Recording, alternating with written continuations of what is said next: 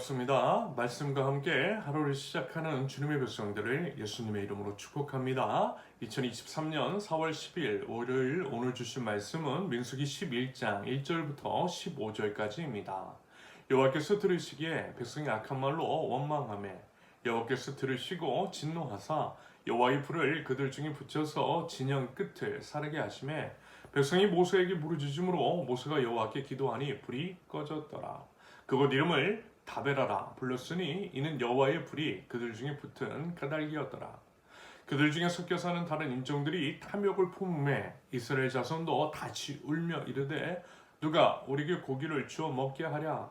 우리가 애굽에 있을 때에는 값없이 생선과 오이와 참외와 부추와 파와 마늘들을 먹은 것이 생각나거늘 이제는 우리의 기력을 다하여 이 만나 외에는 보이는 것이 아무것도 없도다 하니 만나는 가시와 같고 모양은 진주와 같은 것이라. 백성이 두루 다니며 그것을 거두어 맷돌에 갈기도 하며 절구에 찢기도 하고 가마에 삶기도 하여 과자를 만들었으니 그 맛이 기름 섞은 과자 맛 같았더라. 밤에 이슬이 지정에 내릴 때에 만나도 함께 내렸더라. 백성이 온 종족들이 각기 자기 장막 문에서 오는 것을 모세가 들으니라. 이러므로 여호와의 진노가 심히 크고 모세도 기뻐하지 아니하여 모세가 여호와께 여짜오되 어찌하여 주께서 종을 괴롭게 하시나이까. 어찌하여 내게 주의 목전에서 은혜를 입게 아니하시고 이 모든 백성을 내게 맡기사 내가 그 짐을 지게 하시나이까. 이 모든 백성을 내가 배웠나이까. 내가 그들을 낳았나이까. 어찌 주께서 내게 양육하는 아버지가 젖먹는 아이를 품듯 그들을 품에 품고 주께서 그들의 열조에게 맹세하신 땅으로 가라 하시나이까. 이 모든 백성에게 줄 고기를 내가 어디서 얻으리이까. 그들이 나를 향하여 울며 이르되 우리에게 고기를 주어 먹게 하라 하온즉 책임이 심히 중하여 나 혼자는 이 모든 백성을 감당할 수 없나이다. 주께서 내게 이같이 행하실진대 구하옵나니 내게 은혜를 베푸사 즉시 나를 죽여 내가 고난 당함을 내가 보지 않게 하옵소서. 아멘. 오늘부터 당분간 민수기 11장부터 다룰 예정입니다. 우리 세운교회는 매일 성경의 흐름, 본문의 순서에 따라 말씀을 나누고 있고요. 지난 1월 18일 민수기 10장까지 나눴던 내용과 연결지어 살펴보시면 내용의 이해를 일부 도움 얻으실 수 있으리라 생각합니다. 그럼 오늘 주어진 본문을 통해 세 가지로 말씀을 나누겠습니다. 첫째, 참으시는 것도 한계가 있다. 1절부터 3절까지. 여러분, 이스라엘 백성을 보면요, 우리 자신이 보여요.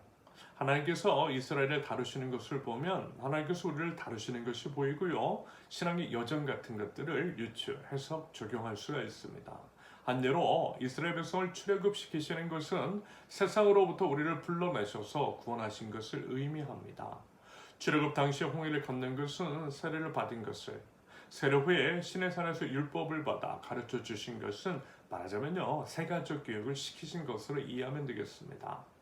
이스라엘의 광야 40년 동안의 방황은 우리가 하나님 안에서의 성장과 성숙의 과정, 그 신앙의 여정인 것이며 가나안 땅 입성은 하나님 나라 입성으로 이해하면 되겠죠. 이러한 이스라엘을 통해 우리 자신을 발견하고 삶의 적용점을 찾으며 신앙의 성장과 성숙을 이뤄가는 것, 이것이 성경을 마주하는 우리의 마땅한 자세일 것입니다. 아무튼 이제 이스라엘을 보면요, 참으로 민망할 정도입니다. 너무나 뻔뻔하고 도대체 이런 완악한 인간들이 어디 있을까라고 하는 생각이 들 정도로 한심스러워요. 일단 원망하고 있대요. 1절을 보니 하나님께서 들으시기에 악한 말로 원망을 하더래요. 하나님께 대한 원망이겠죠. 그런데요, 한번 생각해 보자라는 겁니다. 기껏 노예에서 해방시키고 구원을 주었더니 원망이라니요. 은혜를 몰라도 유분수지. 하나님 쪽에서 보면 참으로 어이가 없으실 것 같습니다. 물론요, 하나님은 오래 참으시는 하나님이십니다. 하지만 사랑은 불의를 기뻐하지 않는 것이라잖아요. 그런다고 했을 때 사랑하기 때문에 징계를 내리실 수 있다는 겁니다. 정도껏하라는 거예요. 참으시는 것도 한계가 있으시다라는 겁니다. 그리고 계속해서 악한 짓을 하는 것은 본인에게도 좋지 않을 것이기 때문에 사랑의 회초리를 드시는 것일 수 있다라는 거죠. 말하자면 그런 징계의 차원의 징계의 불을 원망하는 이스라엘에게 내리신 겁니다. 그런데요, 어떻다고요? 1절의 표현처럼 진영 끝을 사르게 하실 뿐이었습니다. 무슨 얘기냐면 일단은 경고로 그치셨다라는 거예요. 대신 이젠 좀 정신을 차려라는 의미이신 것이겠죠. 여러분들 말씀을 드리지만 하나님은 사랑의 아버지 하나님이십니다. 징계와 심판이 아니라 회개와 회복을 원하시는 주님이세요. 그래서 그 정도로 그치신 것이라는 겁니다. 여러분 우리도 그럴 때 있어요. 하나님 원망스러울 때 있어요. 사실 고백을 드리면 이 말씀을 접하면서 이제 어쩌면 제게 이 말씀을 주시는 것 같다라는 생각이 들었습니다. 사실 좀 원망 좀 했거든요. 물론 악한 말로는 안 했고요. 그저 이제 투정 정도였습니다. 하지만 그래도 그러면 안 되는 것이겠죠. 하나님께서 이미 베풀어 주신 은혜가 너무 큰데요. 무엇보다 구원의 은혜는 그 무엇과도 비교할 수 없음을 기억합니다. 만약에 이제 그것을 인지하고 있다면, 다시 말해서 이미 죽은 나를 살리신 하나님의 은혜가 무엇인지를 기억한다면, 설령 지금 당장 힘들고 어려운 일이 있다 할지라도 하나님을 원망할 수는 없을 겁니다. 오히려 간구하지 않을까요? 믿음 가지고 기도하는 것이 맞는 겁니다. 생명을 건져주신 주님께 간구할 때에 모든 것도 고난에서 구원해 주실 줄로 믿습니다. 여러분, 생명도 주신 주님이신데 뭘 더 못해 주시겠느냐 아는 거예요. 여러분, 인간적인 연약함에서 원망할 수 있어요. 하지만요, 원망보다는 기도할 줄 아는 저 여러분들이실 수 있기를 바랍니다. 둘째, 죄는 전염된다. 4절부터 8절까지. 이스라엘이 출애굽할 때 유대인들만 나온 것은 아니었습니다. 다른 이방인들도 유대인들을 따라 애굽을 탈출했는데요. 말하자면 그들이 탐욕을 품었고 그에 따른 죄악이 이스라엘 전체에 확산되었던 것 같습니다. 전염되었다는 거예요. 그러면서 이제 참으로 어이가 없는 것이 뭐냐면 이들의 신분이 노예였잖아요. 노예의 삶이 과연 어땠을까요? 당연히 비참했겠죠. 게다가 수천 년 전의 사람들입니다. 그런다고 한다면 더더욱 그랬겠죠. 사람 치고 못 받고 먹는 것도 별로였을 것 같습니다. 그런데 그들이 밥 투정을 부리되 과거 애굽에 살았을 때 고기도 생선도 오이도 참외, 부추, 파, 마늘 같은 것들을 공짜로 먹었다라고 합니다. 물론 그랬을 수도 있지만 여러분 그건 좀 아니지 않습니까? 거짓말 같습니다. 도대체 어느 노예가 이런 식으로 고기도 향신료도 풍성하게 누릴 수 있겠느냐라는 거예요. 아무튼 하나님께서 주신 만나 말고요. 고기 달라고 투정을 하는데 참으로 가관입니다. 여러분 사람이 이래요. 우리 속담에 물에 빠진 사람 건졌더니 보따리 내놓으려고 한다라고 하는 말이 있는데 딱 그 모양입니다.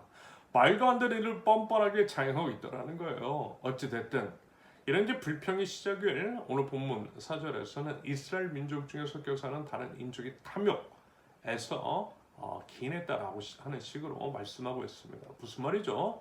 금묵자흑이라는 이제 사자성어가 생각납니다. 죄는 전염이 되더라는 거예요.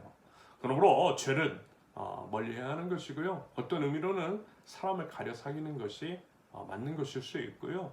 죄가 확산되려고 할 때 그것을 끊어내는 단호함이, 냉정함이 필요하다라고 하는 말씀일 것 같습니다. 여러분 그렇지 않으면요, 죄악이 걷잡을 수 없이 전염되고 확산이 되고 결국에는 멸망하게 되는 비극을 초래하게 되더라는 겁니다. 이것은 특히 현재 이제 한국의 정치 상황, 위정자들이 새겨들어야 하는 말씀이 아닐까라는 생각이 들었습니다.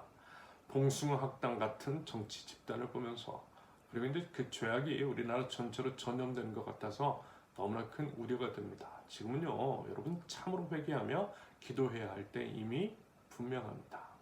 부디 죄에 대해서 철저한 사랑, 그리고 이제 사람을 분별력 있게 사귀고 아무리 친한 관계를 할지라도 죄에 대해서는 하나님 앞에서 단호함이 있는 거룩한 백성, 저 여러분들이 있을 수 있기를 바랍니다. 마지막입니다. 셋째, 힘에 부칠 때 더욱 기도하라. 10절에서 15절까지.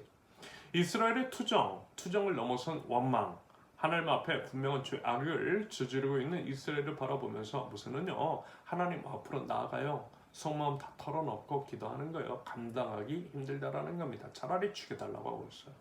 여러분 그 심정 이해가지 않습니까? 상상만 해도 끔찍합니다. 감당할 수 없는 일이잖아요. 해도 너무한 거예요. 기껏 생명 걸고 노예에서 해방시켜주고 홍해 기적도 이미 봤으며 먹을 것도 주고 해줄 거 다 해줬는데 그럼에도 불평, 불망, 원망 가득한 이스라엘을 보면서 힘에 부쳤을 것 같아요. 맞아요, 여러분. 살다 보면 힘에 부칠 때 있어요.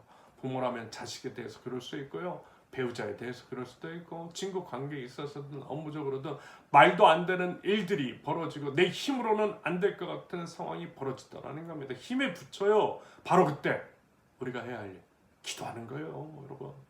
모세처럼 하나님 앞에 나가서 기도하는 겁니다. 나가서 모세처럼 속마음 다 털어놓는 거예요. 사람에게 말고요. 하나님께 입을 크게 여는 겁니다. 하나님께서 그거 바라보고 계세요. 그러면요, 우리 하나님께서 책임져 주시고 지혜 더해 주시고 우리의 간절한 기도에 응답해 주실 줄로 믿습니다. 여러분 부디요 그 믿음 가지고 하나님 앞에 나가서 기도할 줄 아는 저와 여러분들, 힘에 붙일 때 더더욱 전지전능하신 하나님께 의뢰할 줄 아는 지혜로운 믿음이 저와 여러분들에게 있을 수 있기를 예수님의 이름으로 축원합니다. 함께 기도합니다. 이미 죽은 저희를 생명 주고 구원하신 주님, 구원의 그 은혜를 기억하고 감사드리며 매일의 삶을 통해서 감사를 마땅히 표현할 줄 아는 바른 태도가 있게 하옵소서. 입술로라도 마음으로라도 하나님 앞에 범죄하지 않기를 원합니다. 죄를 멀리하며 아주 작은 죄를 할지라도 아파하며 회개할 줄 알게 하시고 오직 거룩하고 정결한 행실로서 하나님 나라 백성다운 삶을 살아가는 저희들에게 하옵소서. 하나님, 저희들 기도하기를 원합니다. 기도합니다. 사람이 아닌 하나님께 입을 크게 열고 아뢰을 때에 하나님 제 기도에 응답하여 주시고 모든 것들을 온전케 하신 은혜를 경험하게 하옵소서. 기도로 광야와 같은 인생길을 담대하게 걸어갈 수 있도록 하나님 연약한 저희를 붙들어 주시옵소서. 예수님의 이름으로 기도합니다. 아멘. 하나님께서 오늘 주신 말씀과 각자의 기도 제목을 놓고요, 우리 잠시 기도합니다.